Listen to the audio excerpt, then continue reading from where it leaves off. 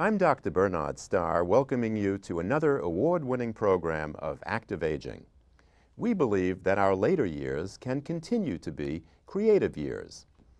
First, we will visit with Pete Seeger, still going strong at age 86, and truly one of the greats of American folk music. Then we will meet Perry Miller Adato, documentary filmmaker for PBS, who will show us some gems of her fabulous work. It was Carl Sandburg who first called Pete Seeger America's tuning fork. We took our cameras up the beautiful Hudson Valley to Beacon, New York, where our producer Al Markum met with Pete Seeger. Pete Seeger is getting more recognition and selling more records than ever before. Just last year, he was inducted into the Rock and Roll Hall of Fame, and the year before that, he was a recipient of the prestigious Kennedy Center Honors, where he was called arguably the most influential folk artist in the United States. But senior citizen Seeger is not one to rest on his laurels. After creating and popularizing songs like Where Have All the Flowers Gone, If I Had a Hammer, We Shall Overcome, and so many more, he continues even now to serve the community effort with a passion. Well, it's almost a religion with me. I think if there's a world here in 100 years, it won't be saved by any big organizations, not big church or big corporation or big union or big government or big United Nations even. It'll be saved by tens of millions of little organizations. Well, we kind of agree with that philosophy. Oh, it's fun. You know you're just doing a little job, but you feel you can see the results of your work. Like this waterfront, it was a complete mess 30 years ago. The Clearwater sailed through and we started a little club. And they gave us the use of an old diner that had closed down when the ferry quit. They built the bridge. And every month we have a potluck supper with 50 or 100 people. And we argue. We're different religions and different politics and different ages. But we usually manage to find a few things we can agree on. I'm sure. Pete, where do you get all your energy from? Oh, I guess I was born with a skinny frame. But I had a good example. My father had a kind of a breakdown at age 30 and went to doctors and said, what's wrong? He said, well, people like you spend too much time reading and writing. He was a professor. What can I do, says he. I said, well, get some regular regime and stick to it. He ended up doing yoga about half an hour every morning of his life. Around age 90, some young musicology student comes for an appointment, sees a note on his door. Come in. Without my hearing aid on, I won't hear you knock, but I'll be down at 9. Well, there she is sitting on the sofa. Upstairs she is. Heavens, she said, the old man's having a heart attack. She runs upstairs, finds him rolling around on the floor, stark naked, doing his yoga exercises. Well, I'm not as disciplined as he is, but I try and get a little exercise every day. Well, do you ever wake up on a gray, rainy day and not want to get out of bed? You bet your life. What do you do about that? Well, sometimes I just stay in bed and read. But then I'll smell something awful good coming out of the kitchen. My wife's a good cook. That's where she is now. She's canning. She's put up about 72 quarts of tomatoes this week. And so she's not here. All right, so when you're not making appearances, which I know you do a great deal, what is a typical day like for you?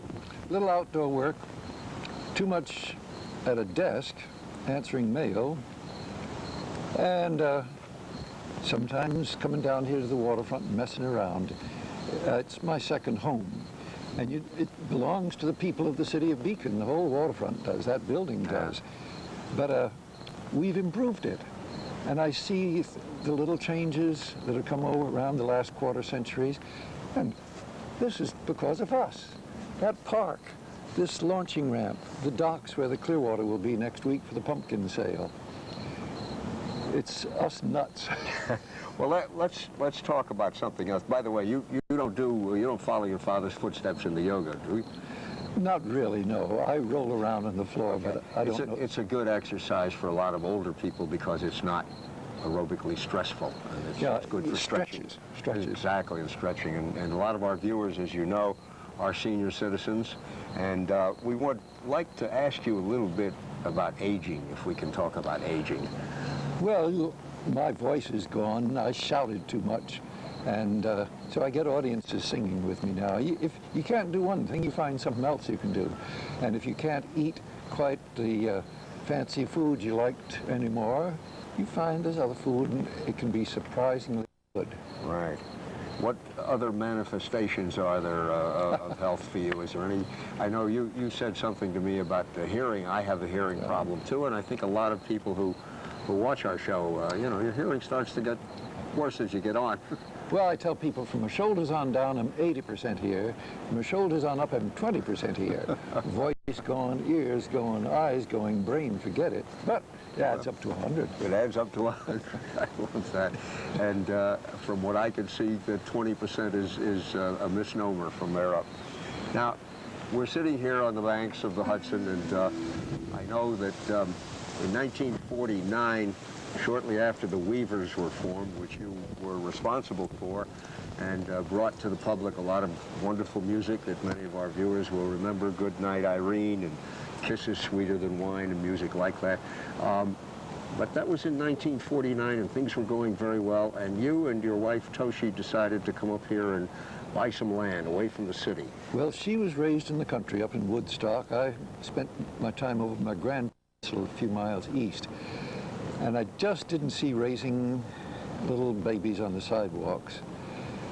And we were fortunate to find a few acres real cheap, and we built a little house. And I heard you built that house yourself. Yeah. Went to school, learned how to use an axe, and all the trees there were just the right size for a log cabin. So the whole house only cost about $900. Did it have the usual amenities in it? Well, we used an outdoor toilet for a number of years. And then Goodnight Irene sold 2 million copies, and all of a sudden we had enough money to drill a well, and now we're real suburban now. I got a lawn I got to mow, and a snowblower so we can have a little skating rink in winter. So Goodnight Irene was a boon to you in that regard, anyhow.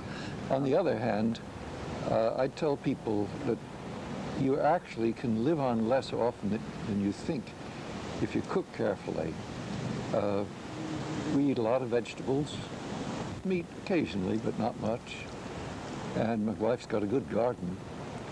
So we eat nice fresh food without too many chemicals in it. That's good. Speaking of chemicals, I wanted to ask you a little bit about your work, your volunteer work with ecological preservation. I know, what was the river like when you and Toshi came here in 1949? The river started to become dirty in the early 20th century. The beaches closed down in 1930, and in 1960, I got a little sailboat, little plastic bathtub of a thing, and I saw lumps of this and that floating by with the toilet paper, and suddenly realized we had money to go to the moon, but didn't seem to have enough money to keep the river clean. That seemed stupid. And we started this campaign called the Clearwater. A beautiful big sailboat, takes kids out 50 at a time and teaches them about what makes the river dirty. By gosh, it's now safe to swim out here. This is a good moment for me to ask you something I was going to talk about. You had said something about you sing now, and you have a grandson that sings with you. Oh, he's taller than I am, makes me look short. He's got a good voice. Also spent 9 years of his young life in Nicaragua, so his Spanish is very good. He leads off on Guantanamera, and De Colores, and Solo la pide adios, great Argentine song, and gets the crowd singing in Spanish too. I think this is probably a bilingual country in about 50 years. It already is in a few places. It's moving that way very rapidly. And it's a beautiful language. There's nothing to be afraid of. English will keep on going. In spite of its craziness, I do a little talking song, a rap. English is most widely used language in the history of the planet. 2 million words, half the world's books. 1 out of every 7 people can speak or read it, but English is crazy. It goes on. Yeah. The plural of tooth is teeth. Shouldn't the plural of booth be beef? If a teacher taught, why isn't it true that a preacher praught? If a vegetarian eats vegetables, what does a humanitarian eat? Well, if we keep our sense of humor, this world will survive. And people will learn when they disagree, they'll find some way to talk rather than shoot. And I think if this world is here in 100 years, the whole world will agree that bombs always kill innocent people, whether in Hiroshima or Oklahoma City or these little landmines. There's billions of them around the world. It costs only $5 to make, but to decommission one takes like $1,000 worth of skilled work. Exactly. I wanted to ask you something else about Toshi. I know that she has worked with you in your career, and by the way, how long have you been married? Congratulations, that's wonderful. And she's been a big help in your career. What was her role for you all that time? Well, more often than not, pointing out to me my mistakes, but largely keeping the home fires burning when I was around. There's a family joke. You know, there I was out trying to save oppressed people, and my wife was working dawn till dark, plowing the road in winter, and taking the kids to school and so on. Pete, I wanted to ask you something that I guess a lot of us think about at this time of our lives. What unfinished work is there? Oh, the big unfinished work is that we still don't have a world at peace. The world spends most of the extra money there is on armaments. And what's needed is schools and colleges and teaching people how to use computers all around the world. Are you still writing songs? Oh, I try to. I'm mainly a music writer. I just put the music for If I Had a Hammer. And Where Have All the Flowers Gone? The idea for that was an old Russian song, but I swiped a part of an old Irish melody and gave it the tune people know now. I just wanted to ask you, finally, as a kind of a last question for us, after so much achievement and so much accomplishment, how would Pete Seeger like to be remembered? Oh, I hope my grandchildren will remember absent-minded grandpa who likes to tell them stories. And sing them songs? Sometimes. You do that? Did you sing them songs putting them to bed? Yeah. But kids get to be about 3 or 4 years old. They realize that lullabies are propaganda songs, and they prefer stories. That's great. Well, Pete, I want to thank you very, very much for giving us your time and giving me the opportunity to thanks for keeping this program going. Well, we're going to keep on trying. I wonder how many people know these words. I put a tune to them. The words are 100 years old. How do I know my youth is all spent? My get up and go has got up and went. But in spite of it all, I'm able to grin and think of the places my get up has been. Old age is golden, so I've heard said. Sometimes I wonder as I crawl into bed, with my ears in a drawer, my teeth in a cup, my eyes on the table until I wake up. As sleep dims my vision, I say to myself, is there anything else I should lay on the shelf? But though nations are warring and business is vexed, I'll still stick around to see what happens next. How do I know my youth is all spent? I get the audience. That's great. Well, thank you. That's a perfect note for us to leave on. Thanks so much, Pete, for being here with us today. I really appreciate it. Thank you. Thank you, Al, for a wonderful interview that allowed us to learn so much about Pete Seeger. And now we're in for another special treat. Perry Miller Adato, an award-winning documentary filmmaker, will be speaking with Active Aging's executive producer Ruth Glanz. You'll see clearly why Ms. Adato's work is so highly commended. I am so pleased to welcome the award-winning producer, director, writer, Perry Miller Adato. She is a veteran filmmaker who has been with Channel 13 WNET since 1964. Among her many accolades are numerous awards from the Directors Guild of America. Perry also won an Emmy for Dylan Thomas, The World I Breathe, her first directorial effort. Perry, Of all the awards you have won, which means the most to you? The award that I got from the Directors Guild of America for Georgia O'Keeffe, and the reason that it means that much is that it's from my peers, from the directors, and the fact that it's the very first award given to a woman by the Directors Guild from the beginning of the history of the awards. It was for television documentary, and it was, as I said, for Georgia O'Keeffe. Let's look at the opening. It's as if my mind creates shapes that I don't know about. I get this shape in my head, and sometimes I know what it comes from, and sometimes I don't.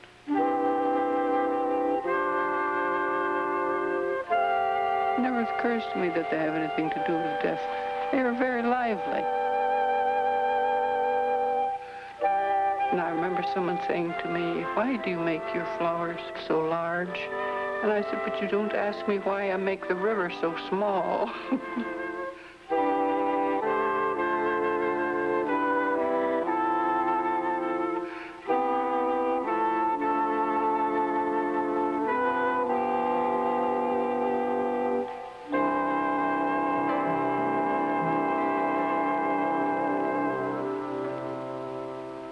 When I got to New Mexico, that was mine. As soon as I saw it, that was my country. I'd never seen anything like it before, but it fitted to me exactly. Like something that's in the air. It's just different. The sky is different. The stars are different. The wind is different. I shouldn't say too much about this because other people may get interested, and I don't want them interested.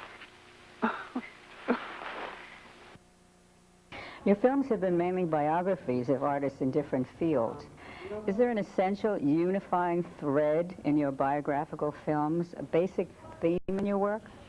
The thing that I'm really most interested in is the connection between the life and the work, the effect of one on the other. And I think a good example is place. The effect, for example, that Paris had on a number of the artists that I did films about. And when you think about it, I found that it was useful to play a game of if. What if Picasso had not gone to Paris? What if he'd stayed in Spain? Would he have ever become the avant-garde artist that we knew?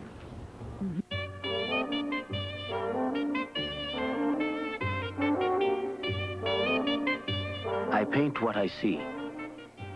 I have seen and felt differently, maybe at different times in my life, but I've never painted anything but what I've seen and what I've felt.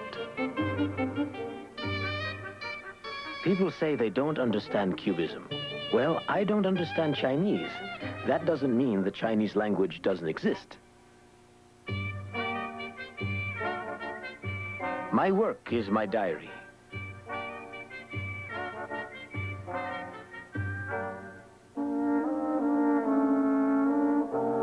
For those who know how to read, I have painted my autobiography.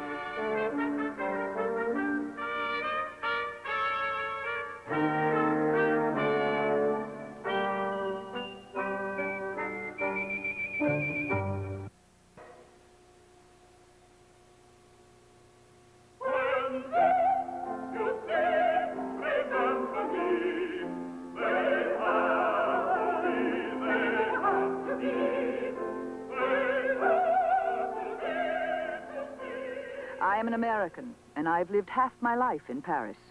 Not the half that made me, but the half in which I made what I made. It was not what France gave you, but what it did not take away from you that was important. We all came to Paris. It was where we had to be.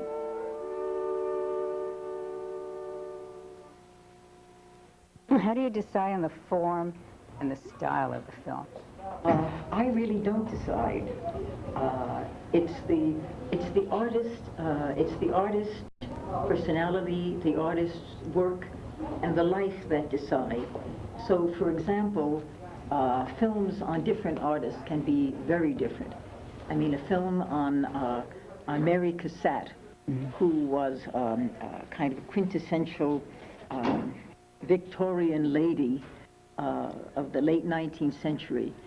A film about her is very different than, let's say, my film about Helen Frankenthaler, who was very much of our time.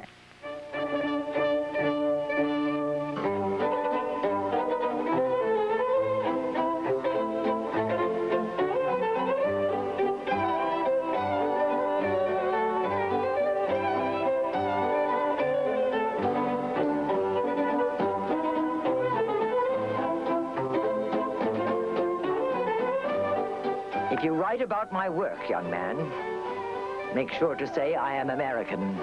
Plainly and simply American. Mary Cassatt, and not Marie. Mary Cassatt with a good double T.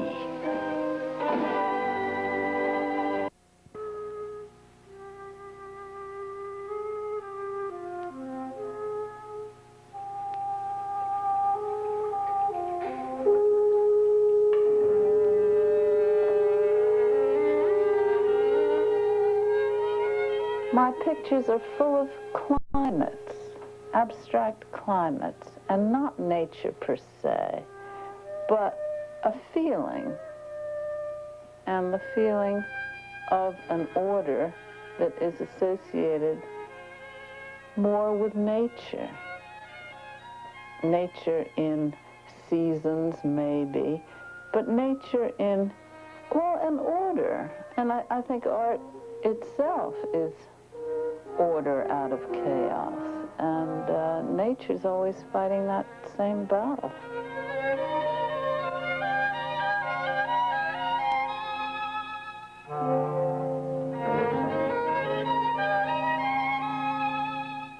And what about Eugene O'Neill?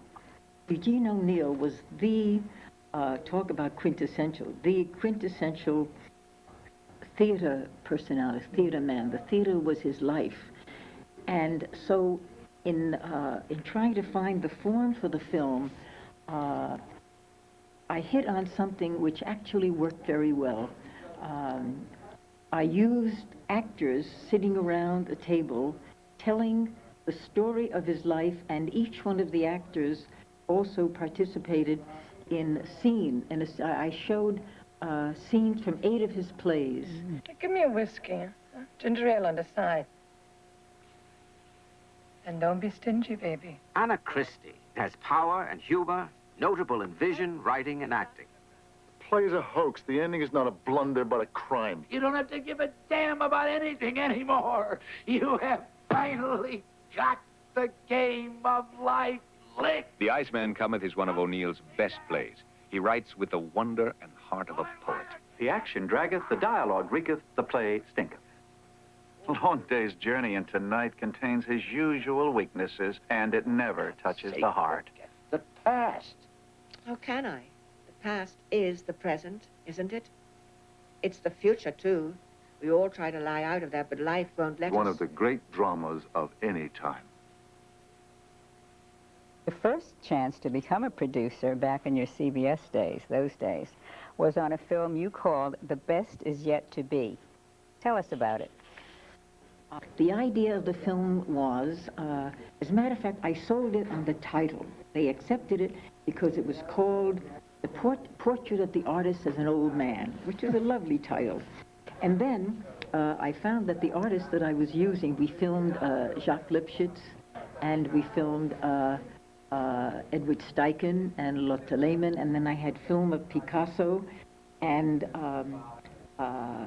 Matisse. And the theme of the film was, which is something I believe in very strongly, is that creativity is not affected by age.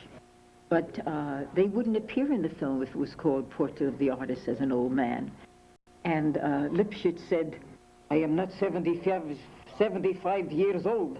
I am 75 years young. And so I had to change the title. I changed the title, and so we had to call it The Best Is Yet to Be. Well, it's okay. Okay, well, in 1968, you won an Emmy for Dylan Thomas, The World I Breathed. Wasn't this your very first film that you produced and directed? I was very lucky. Oh, it was my great. first time out, and I was very lucky. It's the only thing I won an Emmy for. I was nominated four times, and I never won another Emmy, except for a film that I don't show anymore. But it wasn't a bad film. I thought it was good. And your latest film, Perry, Alfred Stieglitz, The Eloquent Eye, made for the American Masters series on Channel 13, WNET, aired on PBS just last April. He is known as the father of modern photography, but for this rebel against complacent acceptance of the past, photography was not enough.